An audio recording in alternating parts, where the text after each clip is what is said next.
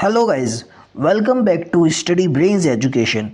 Indian polity by M Laxmikanth की next video में आपका स्वागत है। पहला और दूसरा चैप्टर हमने कंप्लीट करा था। आज हम इसका तीसरा चैप्टर जिसका नाम है salient features of the constitution, आज हम इसको शुरू करेंगे और कोशिश करेंगे जल्द से जल्द हम इसको भी कंप्लीट करने की। इसमें हम अपने कॉन्स्टिट्यूशन के कुछ ऐसे फीचर्स को जानेंगे जो कि हमारे इंडियन कॉन्स्टिट्यूशन को सबसे ज़्यादा यूनिक बनाते हैं, सबसे ज़्यादा ख़ास बनाते हैं। तो इंडियन कॉन्स्टिट्यूशन जो है वो बहुत ज़्यादा यूनिक है, बहुत ज़्यादा वो ख़ास है और उसके जो कंटेंट्स हैं, उसके जो स्पिरिट्स हैं वो बहुत ही ज़्यादा यूनिक बनाते हैं पूरी दुनिया के कॉन्स्टिट्यूशन से हमारे इंडिया के कॉन्स्टिट्यूशन को। इसको दुनिया के लगभग हर संविधान से बोरो करा गया है, मतलब जो इसको बनाया है तो दुनिया भर के जितने कॉन्स्टिट्यूशन थे अलग अलग देश के, सब संविधान से, सब कॉन्स्टिट्यूशन से थोड़ा थोड़ा सा पार्ट उठाया है, उनको कंबाइन करके हमारा इंडिया का कॉन्स्टिट्यूशन बनकर तैयार हुआ। और ऐसा नहीं कि ये एकदम रिजिड है कि एक बार बना दिया तो जैसा है वो ही रहेगा। इसमें टाइम टू टाइम इतने सारे चेंजेस आए हैं, कभी किसी चीज़ में कुछ चेंज करा, जैसे जैसे वक्त बीता, जैसे जैसे डिमांड बढ़ती गई सोसाइटी की, जैसे जैसे चीज़ें बाहर आती गई और उस हिसाब से अपने संविधान को ढालना बहुत ज़्यादा ज़रूरी था। तो इसमें बार बार अमेंडमेंट यानी करेक्शन करे गए हैं। और ये करेक्शन जैसे 7th कॉन्स्टिट्यूशन हो गया, पहला कॉन्स्टिट्यूशन हो गया, और एक 42nd कॉन्स्टिट्यूशन था जो कि बहुत बड़ा अमेंडमेंट था, सबसे बड़ा अमेंडमेंट यही है। तो इस अमेंडमेंट को ही हम मिनी कॉन्स्टिट्यूशन के नाम से जानते हैं, क्योंकि इससे पहले एक तो हमारे देश में इमरजेंसी लागू हो गई थी और काफ़ी ज़्यादा फसाद हो गए थे देश में। देन ये एक बहुत बड़ा अमेंडमेंट लाया गया था। देन इसके बाद एक और अमेंडमेंट आया था 44। उसमें जो 42nd अमेंडमेंट में जो भी चेंजेस आए थे, 44th अमेंडमेंट में काफ़ी हद तक उनको पहले जैसा ही किया गया था। खैर ये सब बाद में पढ़ेंगे जैसे जैसे इस वीडियो में हम आगे बढ़ेंगे। फ़िलहाल ये सिर्फ एक इंट्रोडक्शन पार्ट है। 1973 में केशवानंद भारती केस आया था, जिन्होंने बोला था कि आर्टिकल 368 जो कि पार्लियामेंट को कॉन्स्टिट्यूशनल पावर देता है किसी भी तरीके का अमेंडमेंट करने की, लेकिन कभी भी पार्लियामेंट हमारे संविधान के एक बेसिक स्ट्रक्चर को चेंज नहीं कर सकता। एक जो स्ट्रक्चर है, जिस स्ट्रक्चर पे हमारा संविधान पूरा का पूरा बना हुआ है, उस स्ट्रक्चर में हमारा पार्लियामेंट किसी भी किस्म का चेंज नहीं कर सकता। ये बात कही थी सुप्रीम कोर्ट ने केशवानंद भारती केस के बाद। खैर ये केशवानंद भारती केस क्या है, इसकी मैं एक अलग से वीडियो बनाऊंगा, क्योंकि इसमें ये एक्सप्लेन करना इस चैप्टर में ज़रूरी नहीं है। उसके बाद जो इस चैप्टर का मेन मकसद है वो ये है कि सैलिएंट फीचर्स हमारे कॉन्स्टिट्यूशन में क्या क्या हैं। लेकिन उससे पहले हम थोड़े से अमेंडमेंट्स पढ़ लेते हैं जो हाल फिलहाल में हुए हैं, जो कि काफ़ी ज़्यादा इम्पोर्टेंट हैं। लेटेस्ट अमेंडमेंट कौन सा हुआ है वो है 105th कॉन्स्टिट्यूशनल अमेंडमेंट एक्ट। इस कॉन्स्टिट्यूशनल अमेंडमेंट एक्ट में क्या हुआ था, ये पावर देता है स्टेट्स को, स्टेट गवर्नमेंट को पावर देता है ये आइडेंटिफाई करने की कि कौन socially and economically backward class से बिलोंग करता है। स्टेट गवर्नमेंट के पास पहले भी ये पावर थी, लेकिन इसको ले ली गई थी। देन उसके बाद ये पावर वापस से उनको देता है, इस पावर को फिर से रिवाइव करता है 105वां कॉन्स्टिट्यूशनल अमेंडमेंट एक्ट। उससे पहले जो कॉन्स्टिट्यूशनल अमेंडमेंट हुआ था 104 कॉन्स्टिट्यूशनल अमेंडमेंट एक्ट, ये क्या करता है, ये जो रिजर्वेशन है हमारे देश में, जो रिजर्वेशन है उसको 10 साल तक और बढ़ा देता है। क्योंकि ये जो रिजर्वेशन था इसके ख़त्म होने का जितना, मतलब इसका जो एक एक्सपेक्टेड टाइम था कि इस टाइम पे रिजर्वेशन को ख़त्म कर देंगे, तो वो रिजर्वेशन का टाइम आ गया था। तो जो SC ST के जो लोग थे उन्होंने काफ़ी ज़्यादा इसमें वो करे, प्रोटेस्ट वगैरह करे, तो फिर 104 कॉन्स्टिट्यूशनल अमेंडमेंट लाके इसको आगे 10 साल के लिए और एक्सटेंड कर दिया गया। अब इसके बाद 104 कॉन्स्टिट्यूशनल अमेंडमेंट की दूसरी पावर थी seized the reservation of Anglo Indians in Lok Sabha and Rajya Sabha. Lok Sabha और राज्यसभा में कुछ लोग वो थे जिनको नॉमिनेट करेंगे हमारे प्रेसिडेंट, एंग्लो इंडियंस थे वो। तो उनका जो कॉन्सेप्ट था उसको अब ख़त्म कर दिया गया। अब कोई भी एंग्लो इंडियन हमारे लोकसभा और राज्यसभा में नहीं होंगे। ये करा गया 104 कॉन्स्टिट्यूशनल अमेंडमेंट एक्ट के द्वारा। इससे पहले जो 103 कॉन्स्टिट्यूशनल अमेंडमेंट एक्ट आया था, इन्होंने 10% रिजर्वेशन दिया था EWS लोगों के लिए। इकोनॉमिकली वीकर सेक्शन को 10% का रिजर्वेशन इन्होंने दिया था। और कुछ आर्टिकल्स थे जो हमारे कॉन्स्टिट्यूशन में इन्होंने ऐड करे थे, वो थे आर्टिकल 15 का 6th पार्ट और आर्टिकल 16 का 6th पार्ट। ये ऐड हुआ था इस कॉन्स्टिट्यूशनल अमेंडमेंट एक्ट के द्वारा हमारे इंडिया के कॉन्स्टिट्यूशन में। ये कुछ इंपॉर्टेंट आर्टिकल्स थे। इससे पहले जो जो अमेंडमेंट हुए हैं आप उन अमेंडमेंट को भी एक बार देख सकते हैं। फ़िलहाल जो शुरू के 3 हैं लेटेस्ट, वो ज़्यादा इंपॉर्टेंट थे तो वो मैंने इसमें ऐड कर दिया, हालांकि ये आपकी किताब में नहीं है। अब हम आगे देखते हैं। अब हम देखेंगे सैलेंट फीचर्स क्या हैं हमारे कॉन्स्टिट्यूशन के, जो हमारे कॉन्स्टिट्यूशन को सबसे ज़्यादा यूनिक बनाता है पूरे दुनिया के कॉन्स्टिट्यूशन से। सबसे पहला इसमें जो पॉइंट है वो है लेंथीएस्ट रिटन कॉन्स्टिट्यूशन। हमारे देश का संविधान सबसे बड़ा लिखा हुआ डॉक्यूमेंट है। हमारे देश का संविधान सबसे बड़ा डॉक्यूमेंट है जो अब तक लिखा गया है। जब इसको बनाया गया था तब इसके अंदर 395 आर्टिकल्स थे, 22 पार्ट्स थे, 8 शेड्यूल्स थे। लेकिन वक्त के साथ साथ इसमें काफ़ी सारे चेंजेस करे गए हैं। पब्लिक डिमांड और जो सोसाइटी की डिमांड्स हैं और जो नई नई चीज़ें बाहर निकल के आती हैं, उनको देखकर, उनको मद्देनज़र रखते हुए बहुत सारी चीज़ें यहाँ पर बदली गई हैं। तो उस वजह से जो आर्टिकल्स हैं वो भी बढ़ गए और इसके बाद पार्ट्स भी हैं वो भी बढ़ गए और शेड्यूल्स भी इंक्रीज़ हो गए अपनी मात्रा में। आज के टाइम पे एज ऑफ नाउ 2023 आज हम देखें तो 448 आर्टिकल्स हैं, 25 पार्ट्स हैं और 10 शेड्यूल्स हैं हमारे देश के कॉन्स्टिट्यूशन में। अब ये इतना बड़ा क्यों है? ऐसा क्या रीज़न है जो हमारे देश का संविधान इतना बड़ा है? उसके पीछे कई रीज़न हैं। सबसे पहला रीज़न अगर हम देखें तो ज्योग्राफिकल फैक्टर। इतना बड़ा देश है, पूरी दुनिया में 7वें नंबर का देश है। अगर हम उसको एक एरिया वाइज देखें, लैंड वाइज देखें, इतना बड़ा देश है, उसमें इतनी ज़्यादा पॉपुलेशन है, उनमें इतनी ज़्यादा डाइवर्सिटी है, अलग अलग टाइप के लोग हैं। अगर हम 100 किलोमीटर एक दिशा में चलें तो पूरा देश ऐसा लगता है कि हम दूसरे देश में आ गए हैं। लोगों का खान पीन बदल जाएगा, लोगों की बोलचाल बदल जाएगा, लोगों का पहनावा बदल जाएगा, रहने का तरीका बदल जाएगा, उनके कल्चर्स बदल जाएंगे, हर चीज़ वहाँ पे आके चेंज हो जाती है। तो इतने अलग अलग किस्म के लोग हैं और किसी की भी भावना को ठेस नहीं पहुँचा सकते।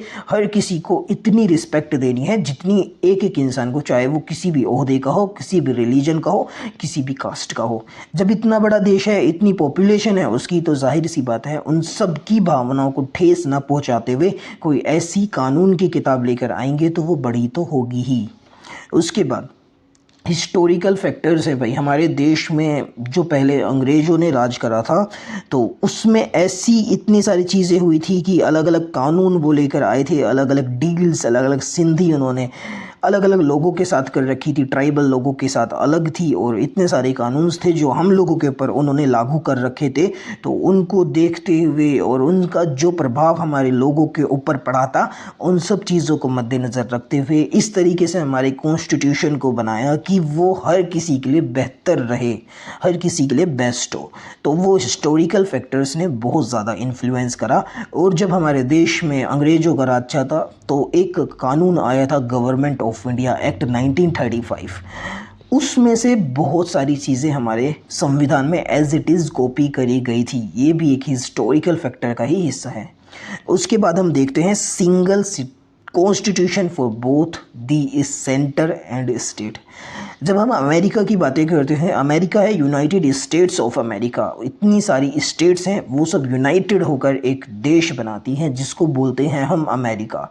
लेकिन क्या उन सब का एक ही संविधान है? नहीं, हर स्टेट का अपना एक अलग संविधान है। ऐसे ही हमारे देश में इतने सारे अलग अलग स्टेट्स हैं, लेकिन हाँ, हमारे जो स्टेट्स हैं वो सब मिल के रहते हैं। उनके ऊपर उनके अंदर यूनिटी कुछ इस तरीके से है कि जितनी भी स्टेट्स हैं उनका अपना अलग संविधान नहीं है, सबका एक ही संविधान है। जब इतनी सारी स्टेट्स हैं, महाराष्ट्र है, राजस्थान, गुजरात है, उत्तर प्रदेश, मध्य प्रदेश, कितनी स्टेट्स हैं, सबका एक संविधान होगा और सब में इतने लोग रहते हैं तो जाहिर सी बात है वो संविधान तो बड़ा होगा ही। और दूसरी चीज़ क्या है, डोमिनेंस ऑफ लीगल ल्यूमिनरीज। हमारे देश में जब संविधान बन रहा था तो एक कॉन्स्टिट्यूएंट असेंबली बिठाई गई थी, एक संविधान के लिए बैठक हुई थी। उसमें इतने सारे वकील थे, इतने सारे वकील थे कि उन्होंने जब संविधान को बनाया, लिखा, जो ड्राफ्टिंग कम्युनिटी के चीफ थे, जो ड्राफ्टिंग कमेटी के चीफ थे, डॉक्टर BR अम्बेडकर, वही लॉयर थे। तो जब संविधान लिखा गया तो उसकी लैंग्वेज इतनी टफ़ लिखी गई, इतनी टफ़ लिखी गई, एकदम जैसे लॉयर वाली लैंग्वेज होती है ना, कि उसको नॉर्मली अगर कोई पढ़े तो उसको समझना बहुत ही मुश्किल है। तो इस वजह से भी हमारे देश का जो संविधान है वो काफ़ी बड़ा और काफ़ी टफ हो जाता है। उसके बाद हम सेकंड पॉइंट पे आते हैं, ड्रॉन फ्रॉम वेरियस सोर्सेज। मतलब जो कॉन्स्टिट्यूशन है उसको अलग अलग सोर्सेज से उठाया गया था। जैसे गवर्नमेंट ऑफ इंडिया एक्ट था 1935 में आया था, जो स्ट्रक्चर है हमारे देश के कॉन्स्टिट्यूशन का वो इसी एक्ट से उठाया गया है। और जो अमेरिकन कॉन्स्टिट्यूशन है वहाँ से उठाया गया fundamental rights, directive principles of state policy, ये उठाई गई हैं आयरिश कॉन्स्टिट्यूशन से। अब आप सोचेंगे ये स्ट्रक्चरल पार्ट और ये फंडामेंटल राइट्स और ये DPSP, directive principles of state policy, और बाकी नीचे जो ब्रिटिश कॉन्स्टिट्यूशन से उठाया गया है relation between executives and legislatures, आखिर ये सब चीज़ें हैं क्या? इनका एक सेपरेट चैप्टर्स हैं। इस चैप्टर के बाद ये सब के अपने अलग अलग चैप्टर्स आएंगे तो हम उसमें डिटेल में पढ़ेंगे अच्छी तरीके से ये सब चीज़ें आखिर है क्या, फंडामेंटल राइट्स क्या है, फंडामेंटल ड्यूटीज़ क्या है, और directive principles of state policy क्या है। तो अभी फ़िलहाल इनको समझना इतना ज़्यादा इंपॉर्टेंट नहीं है। और यहाँ से जो MCQ या फिर क्वेश्चन आते हैं वो यही आते हैं कि जैसे डायरेक्ट पूछ लेंगे कि अमेरिकन कॉन्स्टिट्यूशन से क्या उठाया गया, और 4 ऑप्शन आपके सामने रख देंगे। उसमें से आप देखोगे DPSP लिख रखा है, फंडामेंटल ड्यूटीज़ लिख रखा है, फंडामेंटल राइट्स लिख रखे हैं, इंटर स्टेट रिलेशंस लिख रखे हैं। देन आप देखोगे भाई अमेरिकन कॉन्स्टिट्यूशन से तो फंडामेंटल राइट्स उठाए गए थे, तो आप उसको सेलेक्ट कर लोगे। इस तरीके से यहाँ से MCQ आएंगे।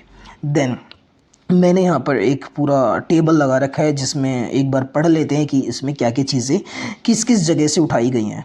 गवर्नमेंट ऑफ इंडिया एक्ट 1935 से उठाया गया federal structure, office of governor, judiciary, public service commission, emergency provisions and administrative details. ये सब एक एक चैप्टर के नाम है जो Indian polity by M Laxmikanth में है, तो परेशान होने की ज़रूरत नहीं है। जब इनकी बारी आएगी तो हम इनको भी समझेंगे। ब्रिटिश कॉन्स्टिट्यूशन से क्या उठाया गया? Parliamentary government, rule of law, legislative procedure, single citizenship, cabinet system, prerogative writs, parliamentary privileges and bicameralism. US constitution से उठाया गया fundamental rights, independence of judiciary, judicial review, impeachment of the president, removal of the supreme court and high court जजेस and post of vice president. Irish constitution से उठाया गया है directive principles of state policy, nomination of member to Rajya Sabha and method of election of president. ये सबके अपने अलग अलग चैप्टर्स हैं, तो आपको परेशान होने की बिल्कुल भी ज़रूरत नहीं है। कैनेडियन कॉन्स्टिट्यूशन से उठाया गया federation with a strong centre, wasting of residuary powers in the centre, appointment of the state government and the centre and advisory jurisdiction of the supreme court. इसी तरह से ऑस्ट्रेलियन कॉन्स्टिट्यूशन से उठाया गया है concurrent list, freedom of trade, commerce and inter-sources and joint sitting of 2 houses of the parliament। VMR constitution of Germany से उठाया गया suspension of fundamental rights during emergency, और सोवियत कमीशन से उठाया गया है, कॉन्स्टिट्यूशन से उठाया गया fundamental duties and the idea of justice social. ये सब चीज़ें अलग अलग देश के संविधान से बोरो करी हैं और इनको कंबाइन करके कंपाइल करके हमारे देश का संविधान बनता है। उसके बाद हम आगे देखते हैं, आगे क्या है? Blend of rigidity and flexibility. अब ये रिजिडिटी और फ्लेक्सिबिलिटी क्या है? देखिए, हर संविधान के अंदर एक खासियत होती है कि उसको टाइम टू टाइम चेंज करना पड़ता है, क्योंकि वक्त एक सा नहीं रहता, लोग एक से नहीं रहते, हालात एक से नहीं रहते, तो उसमें चेंजेस लाना पड़ता ही है। हमारे इंडियन कॉन्स्टिट्यूशन में 105 बार चेंजेस लाए गए हैं, जैसे जैसे वक्त था उन हालातों के मुताबिक। तो इन चेंजेस लाने में 2 तरीके के एक वर्ड सामने आते हैं। सबसे पहला है रिजिडिट, रिजिड कॉन्स्टिट्यूशन और सेकंड है फ्लेक्सिबल कॉन्स्टिट्यूशन। रिजिड कॉन्स्टिट्यूशन वो है जिसको आसानी से चेंज या फिर अमेंड नहीं करा जा सकता, जिसको अमेंड करने के लिए एक स्पेशल प्रोविज़न की ज़रूरत होती है, जैसे कि हमारा अमेरिकन कॉन्स्टिट्यूशन है, इसको आसानी से अमेंड नहीं किया जा सकता। उसके बाद फ्लेक्सिबल कॉन्स्टिट्यूशन क्या है? फ्लेक्सिबल कॉन्स्टिट्यूशन वो है जिसको ईज़िली अमेंड कर सकते हैं, उसमें कोई ऐसी खास रिक्वायरमेंट नहीं होती, जैसे कि हमारा ब्रिटिश कॉन्स्टिट्यूशन है। उसके बाद इंडिया का कॉन्स्टिट्यूशन कैसा है? क्या ये रिजिड है? क्या ये फ्लेक्सिबल है? नहीं, इंडिया का कॉन्स्टिट्यूशन ना तो रिजिड है ना तो फ्लेक्सिबल है, ये दोनों का मिक्सचर है। मतलब इतना आसान भी नहीं है इसको अमेंड करना और इतना टफ भी नहीं है। इसके बाद जो अमेंडमेंट्स हैं वगैरह, ये सब चीज़ें किस तरीके से होंगे? आर्टिकल 368 है हमारे इंडिया में, ये प्रोवाइड करता है अमेंडमेंट्स किस तरीके से होते हैं। एक होती है स्पेशल मेजोरिटी, एक है सिंपल मेजोरिटी, एक है special majority with ratification of half of the total states. Special majority with ratification of half of the total states. Simple majority की बात करें तो डायरेक्ट ये है जितने भी लोग प्रेजेंट हैं उनका 50% + 1। जितने भी लोग असेंबली में प्रेजेंट है, लेजिस्लेटिव असेंबली में प्रेजेंट हैं, उसमें जितने भी प्रेजेंट हैं उनके हाफ में सिर्फ 1 प्लस कर दो तो ये स्पेशल मेजोरिटी हो जाएगी, वो सिंपल मेजोरिटी हो जाएगी। लेकिन जब हम बात करते हैं स्पेशल मेजोरिटी की, वो क्या होती है? इसमें 2 कंडीशन होती हैं स्पेशल मेजोरिटी में। सबसे पहले अगर जितने भी लोग हैं उसके प्रेजेंट हैं वो 2/3 मेंबर अगर वोट देते हैं तो, और जितनी मेंबर जो असेंबली में होते हैं उसके 50%। जैसे मैं भी बताता हूँ तुमको, जैसे कि मान लो असेंबली में 500 मेंबर्स हैं, 500 मेंबर्स हैं हमारी असेंबली में, उनमें से 300 प्रेजेंट हैं। 300 मेंबर्स यहाँ पर प्रेजेंट हैं, 200 मेंबर्स का अता पता नहीं है, वो नहीं आए हैं। तो प्रेजेंट जो है 300 ये वोट दे रहे हैं, इनका 2/3 वोट होना बहुत ज़रूरी है। इनका 2/3 बहुत ज़रूरी है। जब 300 का 2/3 होगा तो वो हो जाएगा 200। तो क्या वो रिजोल्यूशन पास होगा? क्योंकि इनका तो 2/3 पूरा हो गया, लेकिन वो रिजोल्यूशन अभी भी पास नहीं होगा। क्यों? क्योंकि जो टोटल मेंबर्स हैं उसका 50% होना भी ज़रूरी है, मतलब 250 वोट भी होना ज़रूरी हैं। दोनों कंडीशन अगर फॉलो करता है तो ही वो रिजोल्यूशन पास होगा। लेकिन अगर 300 मेंबर हैं, उनमें से 2/3 वोट आती हैं लेकिन 250 पूरी नहीं होती हैं, तो ये रेजोल्यूशन पास नहीं होगा। इसको बोलते हैं हम स्पेशल मेजोरिटी। और इसके बाद हम देखते हैं special majority with ratification of half of the total states. कोई ऐसे टॉपिक पे कोई कानून बन रहा है जो कि स्टेट लिस्ट में आता है लेकिन सेंटर को बनाना पड़ रहा है, तो यहाँ पर क्या करेंगे? यहाँ पर स्पेशल मेजोरिटी जो मैंने अभी आपको बताई है वो भी पूरी करेंगे, लेकिन जितनी भी स्टेट्स हैं उनमें से हाफ स्टेट के उस पर कॉन्सेंट चाहिए, हाफ स्टेट्स का कम से कम उस पर रजामंदी चाहिए, साइन चाहिए कि हाँ ठीक है ये सब चीज़ें आप कर सकते हो, तो वो मिल जाती है special majority with ratification of half of the total states. ये कौन सा आर्टिकल प्रोवाइड करता है? ये अमेंडमेंट्स आर्टिकल 368 ये अमेंडमेंट्स प्रोवाइड करता है। तो फिलहाल आज की वीडियो में इतना ही। कल अगली वीडियो में हम देखेंगे फेडरल सिस्टम विद यूनाइटरी बायस, उसके बाद पार्लियामेंट्री फॉर्म ऑफ गवर्नमेंट, उसके बाद synthesis of parliamentary sovereignty and judicial supremacy, उसके बाद हम देखेंगे इंटीग्रेटेड एंड इंडिपेंडेंट जुडिशरी। अगर आपको हमारी वीडियो इतनी सी भी अच्छी लगती है या फिर कैसी भी लगती है वो आप हमको कमेंट करके ज़रूर बताएं। और अगर आप इस सीरीज़ को फॉलो कर रहे हैं तो प्लीज़ मेरे चैनल को सब्सक्राइब करें, वीडियो को लाइक करें और इसके नीचे कमेंट करें। और जितने भी आपके दोस्त हैं जो ये चीज़ें पढ़ाई करते हैं यूपीएससी की, आप उनको शेयर करें ताकि इससे मेरे चैनल को ग्रो होने में मुझे मदद मिले, उससे मुझे भी मोटिवेशन मिलता है। फ़िलहाल thank you so much guys.